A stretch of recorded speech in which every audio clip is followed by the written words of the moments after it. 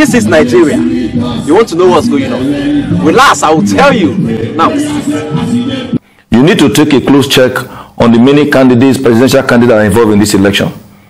It is only the presidential candidate of the APC that is very busy using abusive languages. When you hear any other person progressing in error, they may be spokespersons, not presidential candidates.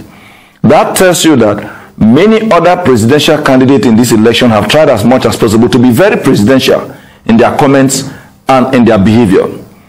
But the only one that is behaving as if he does not understand what the office of the president entails is the presidential candidate of the APC. He's losing ground because he has become his greatest demarketer. He's losing ground because he's scoring so many own goals. Even when you are in a match with those who may not have the capacity in terms of the players that you parade in your club, and you end up scoring many own goals, obviously you are going to lose that match.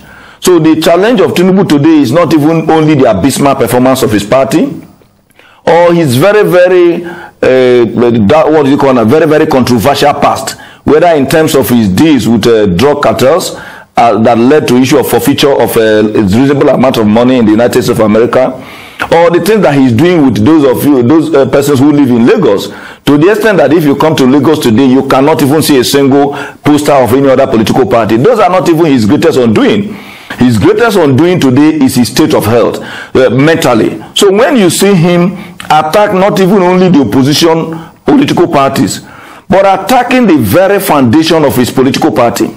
Today, the recent policies of the APC, the very recent policy of the APC that is very strong, is the Naira redesign, and then of course the issue of what is happening with respect to petroleum.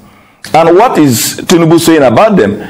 He is practically attacking the presidency of his party, while at the same time inadvertently making it clear that he meant it when he went to Ogun some months ago and talked about the very famous, or you may want to say infamous, Emilokan, which means he places himself, his interest, far above every other Nigerian. The Naira redesign will affect him because you recall the issue of the bullion van, which today they are telling us missed its way. I don't know when bullion van forgot the location to a bank, because bullion bank is supposed to move between CBN and other commercial banks. So for the bullion van persons not to understand that Tinubu's house is not a bank, including the policemen, the security men that accompanied that bullion van, all of them missed their way. And they did not even locate my house. They decided to locate Tinubu's house. Tinubu himself has claimed whose business it is if bullion vans came to his house. But to tell you that even his media handlers perhaps need to go back to school, when the man have accepted that it's none of our business if his house played host to 2 bullion vans, they are now telling us that those bullion van drivers took Ogogoro and did not know the direction to their bank, and they decided to end up in Tinubu's house. Well, that is a topic for another day, except you want us to progress along that line. What? So for us in the PDP, we are very pleased with the way the media is interrogating all these issues, because like I said earlier, if you demand an okra soup, you'll be rest assured that there will be crayfish in that soup, there will be maggi in that soup, there will be possibly some element of vegetable in that soup, yet you call it okra soup because that's the major ingredient. So all these other issues we are discussing are part of the bigger issues in this election. Atiku is very much interested in the survival of our economy. Atiku believes that the resign is in order, but in doing so, you must take into cognizance how it affects Nigerians and how you can use timelines to be able to mitigate the effect of the redesign. For instance, you go to a number of ATMs in front of most of the banks, there is no more funds in those ATMs. When an ATM for a whole day, for the other day I was in Asaba, and in one of the banks, about 7 ATMs are in that bank, none of them has any fund in it, because the central bank have asked them not to load the ATM with the old notes, and unfortunately, they don't have the new Naira note. Most of these individuals, Nigerians who want to have access to 10,000, 5,000, for the purpose of carrying on with certain economic activities, don't have access to them because the ATMs don't have these funds. And so even if you want to redesign, Atiku says monies must still be made available for Nigerians to continue their day-to-day economic activities, because not doing so will further strangulate our economy that is already in a very, very comatose situation. For Atiku, his own is the survival of our economy. And if you also see the admittance by the central bank and indeed the President of the Federal Republic of Nigeria, that they appreciate the challenges and that effort will be made for the purpose of providing these new Naira notes, is because if a lady has brought in, or a man has brought in 5,000 naira to deposit in his account, you don't just lock up the 5,000 and say go home and then begin to use your card, because the person may want to go and buy 550 naira something that he may not want to bother to use card, because the amount of money you are even going to take away when he does that is something else. Secondly, whether we like it or not, it's not all businesses that are also driven by these economic platforms, that by these technological platform that we're introducing. It is good for the PDP. There is nothing wrong with the policy, but what we believe, and our presidential candidates, is that in doing this, carrying out these policies, do it in such a way that our economy is not affected. Tinubu is having his way with this many accusations against our president, because our president is not used to joining issues with individuals. Let me remind you, when the APC had its primaries, you recall, as soon as Tinubu was declared leader, the winner of that election, the first thing he said was more like a threat to our president. He said, it is time to pay you back, that I intentionally made you to wait for me today because I've always been waiting for you, that you too should also suffer what I have always suffered. We also have it very, very in a good authority that even in his closer circle, Tinubu has made it clear that in the event that he wins, that he is going to also take steps to deal with President Buhari and those who have worked very closely with him. And what are his reasons? He told them that Buhari did not allow him to make the kind of money he's making in Lagos. So he wants the national purse to also be made available to him, the way he has had access to the Lagos revenue. Tinubu believes that there are persons he brought into the economy that in the course of time, a very good example is Fuala, the man that was running our internal revenue, that the Buhari in the course of time have to take away. The first thing he said the day he was declared winner of the presidential primary of APC, you can go back and play the tape and hear what he said, what he told the president. He said, the president, today I have also decided to pay you back. That was the first thing, his first comment. What was he paying him back? That he was the one who kept the president waiting. That he too has continued to that all the time. He's the one who wait for the president. Now the president have to wait for him. Only by becoming a presidential candidate, not a president of the country. He's already threatening as to what he's going to do to our president in the event that he becomes the president of the Federal Republic of Nigeria. Whether you like it or not, the APC government may not have done so well, but there are certain things you cannot take away from President Muhammadu Buhari.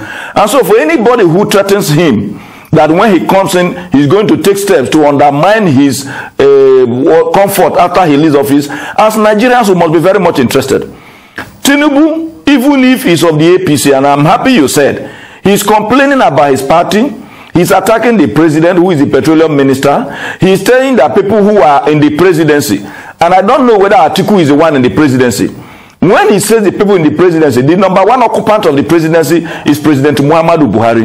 Now, the other time, he said that those who PDP brought in to be in charge of the petroleum industry. He forgot that in the first 4 years, he was one of those who said that they had been able to stop the issue of fuel queues. Meanwhile, those people he claimed were given this opportunity by the PDP were still the ones who were supplying these petroleum products. Tinubu, sometime in 2011, but then going into 2012, led the Save Nigeria group to say that the attempt to remove fuel subsidy was an attempt on the life of Nigerians. Today, Tinubu is singing a different song. Nigerians must continue to interrogate everybody, and that's why I like what those of you in Arise and other TV stations are doing. Interrogate these issues.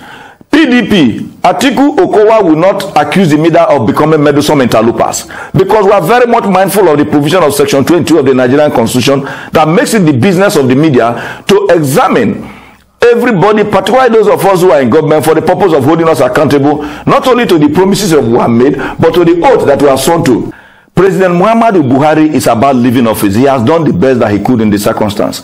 Perhaps the limitations of his abilities to be able to deal with issues possibly accounted for the many failings of his administration. But you cannot take away the failings of his administration to the infighting that he has continued to go through in the APC. We now hear that the special purpose vehicle called APC, which of course is a measure of many other political parties that you know very well, that I don't need to waste time talking about. Today, those who came in on the platform of the ACN led by Tinubu have shown clearly that they were not in full support of Muhammadu Buhari. You could see a number of persons in the CPC supporting Muhammadu Buhari today. They want to stand with him up to the end of his administration. But that cluster that came from APC, led by Tinubu, are now the one attacking the man. Why do you want to attack Atiku? To be joining issues with a man who is not on the ticket to run to contest with him. Tinubu is the only one in this election who have not been presidential in his comments. Did you hear him say that P2B is quoting statistics and say, now statistics will go chop? Is that what should come from somebody who should be our president? That could come from a spokesperson and some passerby. And not like the APC that started attacking Obasanjo as soon as he endorsed P2B. We would have also wished that Obasanjo join us in our quest, just like he did in 2019.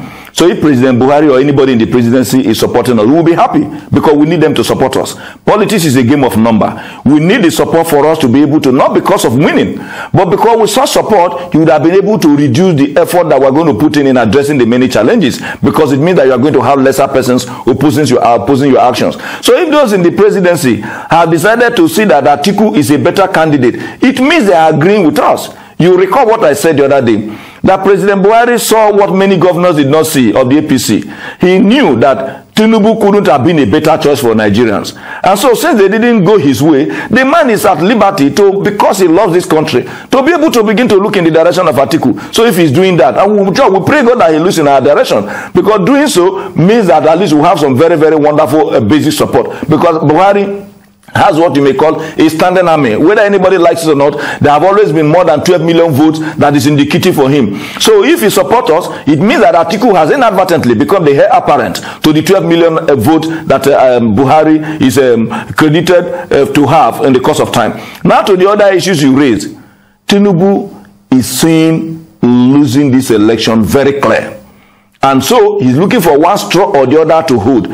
Each one he holds, he falls apart. He started by holding a milocon, which means it's his turn. That one is not holding water. They even went and procured the services of one man who called himself an aide to a presidential candidate, even when he's not, to begin to cook up stories. That one did not also hold water. They even have to invite my brother, Festus Keyamo, to see how they can put petrol inside the story. Yet, the petrol became water. It didn't hold water. So, if you hear him accusing people, it is part of holding that straw, because the campaign machinery and all the lies that the APC is used to is falling in the wrong places, and they are not holding water. So, Sambo, I can tell you many more of such accusations will come, but for us and our presidential candidate, the issues are very clear. Right, and we are not going to move away from those issues. We will stay with them, and by the grace of God, Atiku Okowa will win this election and begin to begin a process of rebuilding our country. Don't you think you're forgetting something?